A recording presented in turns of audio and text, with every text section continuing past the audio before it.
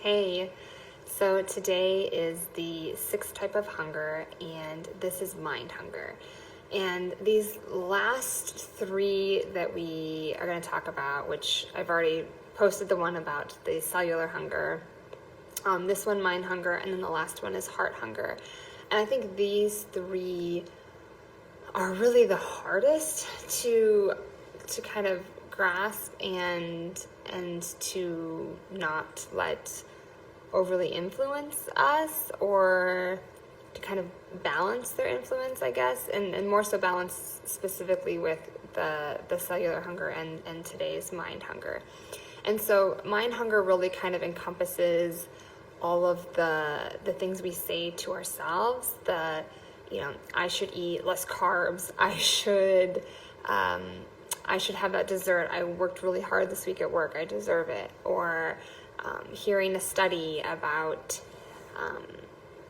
what type of, wine is good for you, or what type of meat you should avoid, or all of these different things. And so it's kind of the rules of eating, I should eat this and not that, or I need to eat more of that and not this, and how much that can dictate what we eat. And healthcare professionals, myself included, are 100% guilty of this. And going through this whole surgical process, right? We give you constant lists of eat this, don't eat that, what to eat at the different stages. Now that's slightly different because that's for your healing and not necessarily as a direct part of the weight loss process, but you have to be on, purees and full liquids initially just to allow your stomach to heal properly. But then obviously we give you all sorts of kind of guidelines to follow, or recommendations so that you don't experience, weight regain significantly. So this one can be tough because we kind of need some of those rules, especially if you don't have a nutrition background or you don't know a lot about nutrition. That's totally understandable. But unfortunately, a lot of that mind hunger and those rules of eating can just create noise and unnecessary noise. And that type of hunger can never really be satisfied by food. If you go into a meal thinking, I should have had, more broccoli and less potatoes, or I should have had a bigger piece of meat and less this or less that, you're never going to really truly be satisfied by your meal. You're going to be thinking of everything you did right or wrong.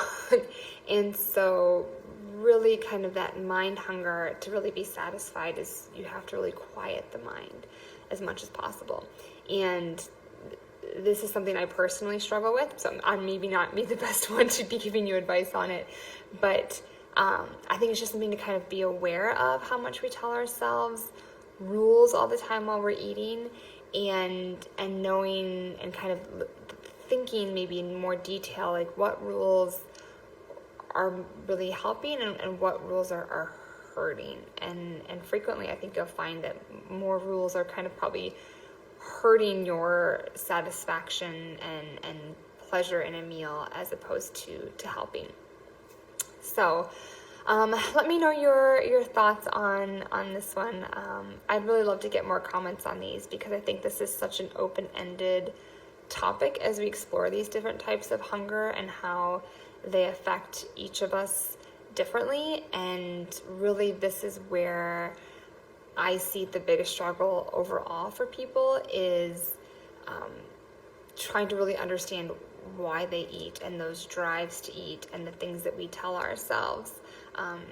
And the mind hunger specifically is one that can really stand in the way, I think, of the never-ending diet cycle that many people live through.